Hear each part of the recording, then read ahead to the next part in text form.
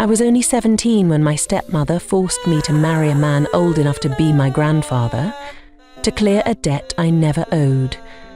She said I should be grateful she was sending me to a wealthy man who could take care of me. My name is Uju, and this was how my wicked stepmother destroyed my life as a poor, helpless orphan. I used to think I was the luckiest little girl in the world. Back then, life was soft and sweet. I'd wake up to the sound of my mother singing off-key gospel tunes in the kitchen. My father would be in the compound, whistling as he sharpened his tools for the day's construction work. I was 8. I didn't know pain or betrayal. I didn't know that life could suddenly flip and never flip back. Everything changed the day my mother became ill. At first it was fever, then the weight loss.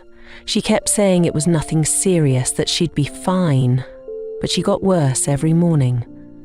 One day she collapsed in the backyard and was taken to the health centre. The next morning she died. Just like that. They said it was hypertension and ulcer. I didn't even understand what that meant at the time. All I knew was that my mother was taken to the hospital, but didn't come back home. My father tried his best to stay strong for me, but I would hear him cry at night when he thought I was asleep. He never remarried immediately. For months it was just the two of us, doing our best to fill a void that kept swallowing everything warm. Then, about 2 years later, he married and brought a woman home. Her name was Priscilla. At first she was sweet. She brought me gifts, plaited my hair, called me my dear, and kissed my forehead like she really meant it. But the moment she became pregnant, she changed completely. It was as if she no longer saw me as a child, but as an inconvenience. By the time she gave birth to her daughter, Amanda, I had stopped being my dear. I had become you, this girl. She stopped plaiting my hair. She stopped giving me gifts. Her sweet voice became sharp like a cane. One morning, just a few weeks after Amanda was born, she shook me awake before the sun came out and handed me a broom. "Go and sweep the entire compound before your father wakes up. I want everywhere clean," she said sternly. I blinked, confused. "But I have to go to school." "You can sweep and still go to school, or you want me to flog the stubbornness out of you?" she asked in anger. That was how it started. Small, painful instructions that grew heavier with time.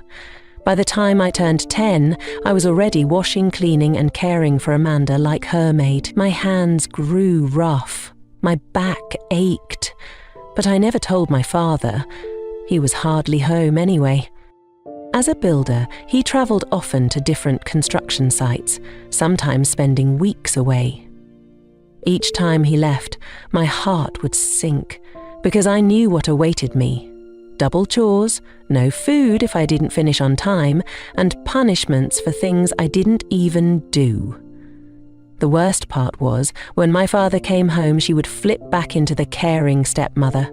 She would make me wear nice clothes, feed me well, and even hug me in front of him. I started praying that my father would never leave us again, but life had other plans.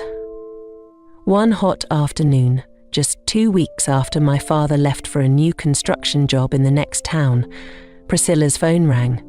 She was in the sitting room while I washed a mountain of clothes outside. I heard her scream, "Drop the phone!" and began to wail. I ran in, soap still on my arms. "What happened?" I asked, terrified. She looked at me with eyes full of panic. "Your father, they said he fell from the second floor of the building at the construction site. He's in the hospital." Hours later, another call came in. Papa was dead, just like Mama. They said he had hit his head hard when he fell and had internal skull bleeding. He didn't make it. I remember standing outside watching the sun go down as people started to gather. I didn't cry. Not until I saw his body, lying cold and still in the back of a van, wrapped in white cloth. His face looked peaceful, like someone who didn't know he'd left a daughter alone with a wolf in human skin. That night, after the neighbours left and the house was quiet, I sat in a corner of my room and cried until my body shook. I was only 11, but I knew with all my heart that the last light in my life had just gone out. What I didn't know was that the real darkness was only just beginning. They buried my father on a rainy Thursday. I stood by the graveside, soaked to my skin, watching the only parent I had left disappear into the red earth. I was too numb to scream. I had no mother, now no father. 1 week after the funeral, a man in a grey suit came knocking. He said he was from the construction company my father was due for a final payment before his accident. They had also approved a 2 million naira compensation to support the family. He handed her a cheque of 2.5 million naira and mumbled some words of sympathy. I noticed she suddenly began expanding her small foodstuff business. I walked up to her one night and told her that I needed a new school uniform, as the old one was torn and worn out, but she told me she didn't have money to give me. The suffering didn't end. I practically became the maid of the house. I did all the house chores and ate very little food.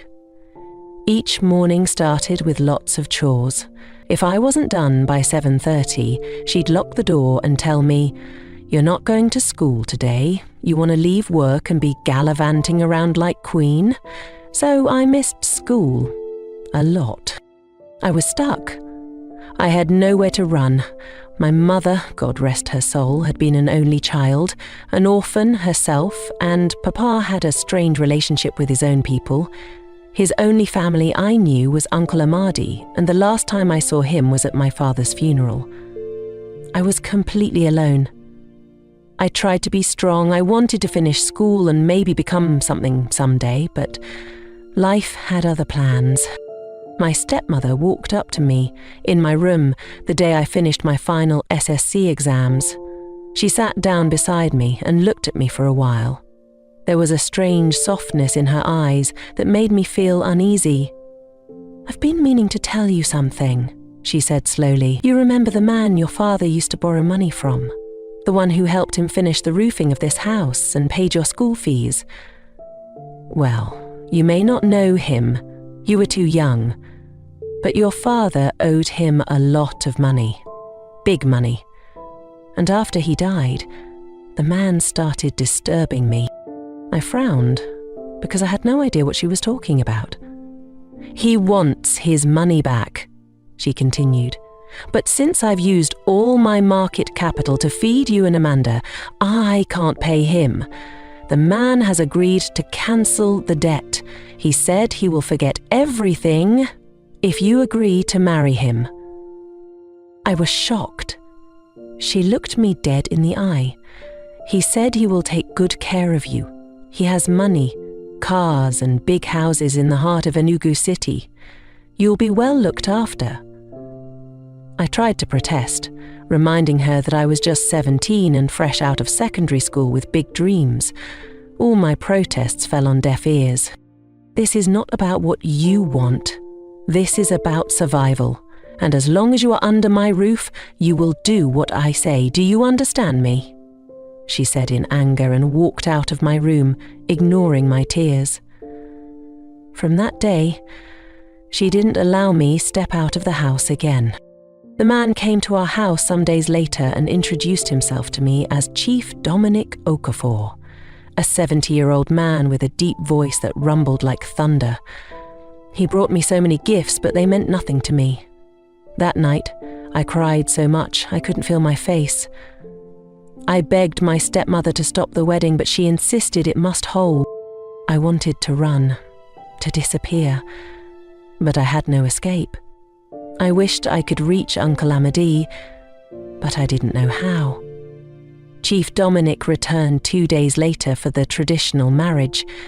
My stepmother dressed me up, and when I was ushered in, I was shocked to see Uncle Amity, the man who could have saved me, seated beside my stepmother, drinking palm wine and laughing with 2 other elders. I ran to him, sobbing, "Uncle, please don't let them do this. Please, I want to go to school and become a nurse, please." He blinked slowly. "Uchu," he said calmly. "Your father owed this man a great debt. He helped him when things were tough. This is the only way out." The ceremony began and the marriage rites were performed. I cried like a baby, but they all ignored my tears. I felt betrayed by my uncle Amadi. I expected him to fight for me, but he didn't. Instead, him and the 2 chiefs collected the traditional items and bride price paid by chief, as is the custom, that the bride price must be paid to the bride's father or his family. After the ceremony, I was seated beside Chief in his Range Rover as we drove back to the city. He leaned close and whispered, "My wife, don't be afraid. I will take good care of you. Anything you want in this world, I will provide. You're now the queen of my household." I didn't respond. I just sat there quietly sobbing gently. By the time we arrived at his mansion, it was already late in the evening. The compound was massive, with a high black gate, tiled floors, and a giant house that stood like a castle in the middle of town. As we stepped out, 2 women came to the door. Both dressed in flowing gowns with coral beads around their necks. "This is my home," Chief said proudly. "These are my wives, Ngozi and Clara." I looked at them and swallowed. Ngozi, the older one, looked like she was in her 40s, calm and reserved. Clara, on the other hand, couldn't have been more than 28. Chief placed his hand gently on my back. "This is Uju. She's your new co-wife, my dear bride." Clara's eyes darted from my face to my chest to my feet, then back up to my eyes. Her lips twitched, but she said nothing. Ngozi, however, smiled faintly and nodded.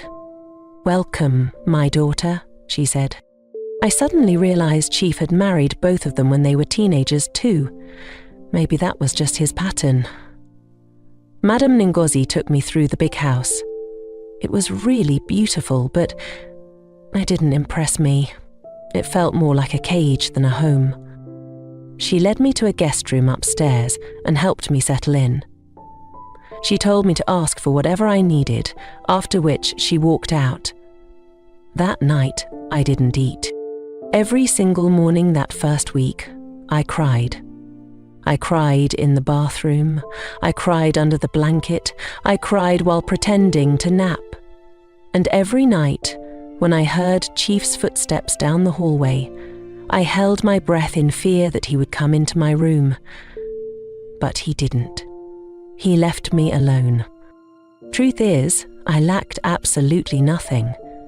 Although I didn't have a bank account and was never given any money, everything I wanted was provided, yet I was not happy. I was not allowed to leave the house, not even with an escort. Madame Ngozi became my only comfort. She visited me every morning, bringing hot tea or fresh fruit. She would sit beside me and talk to me like a mother would. She told me how Chief married her when she was just 15, straight from her village. He told me how Clara came a few years later, equally young and full of hope. I used to cry every day too, she told me.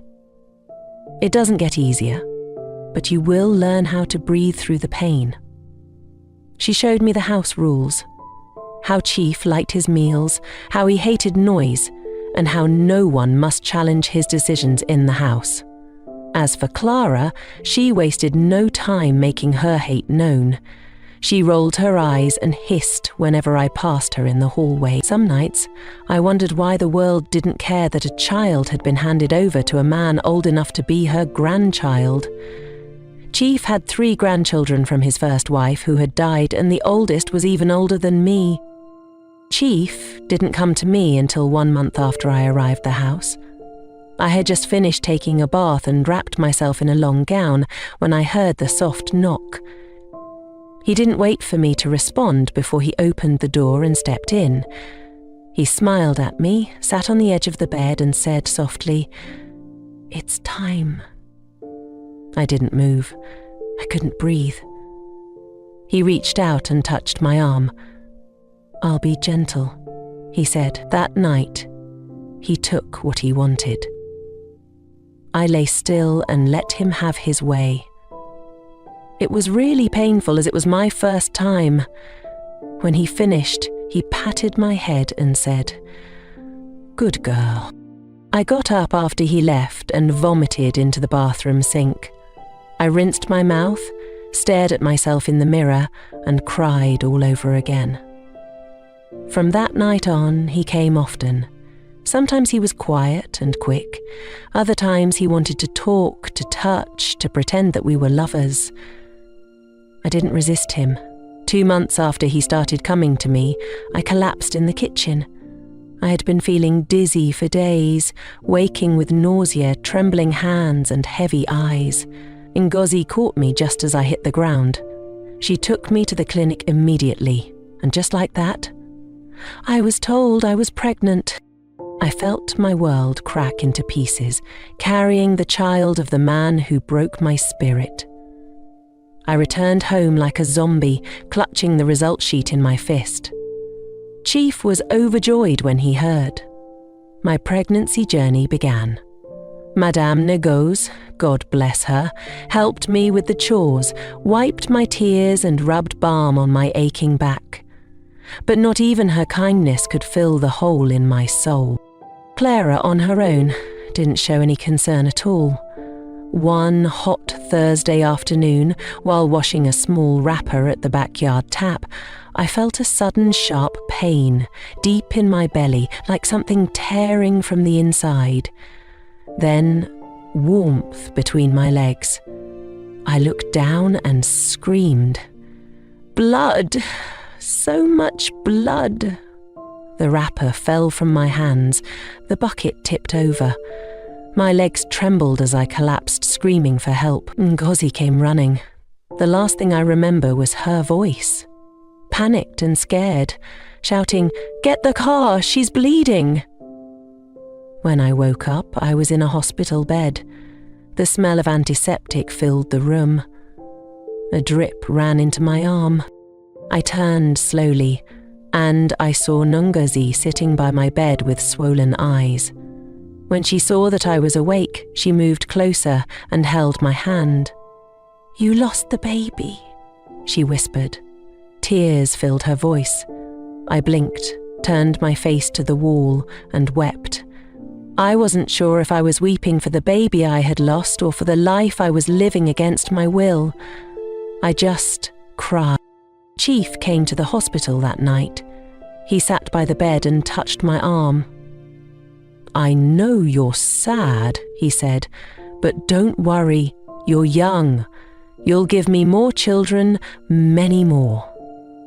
I turned my face away without a word. He sighed and left. At that moment, I knew I had to find a way.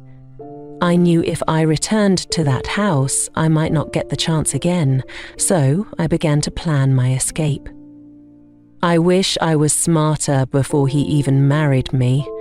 I knew I was going to be discharged the next day, so I decided to run that night. Thankfully, Ngozi had gone home that night to return the next morning to take me home. I picked the wrapper she had brought for me earlier, and to my surprise, I found some money. Tied to the helm of the wrapper, I counted it, and it was 5,000 naira.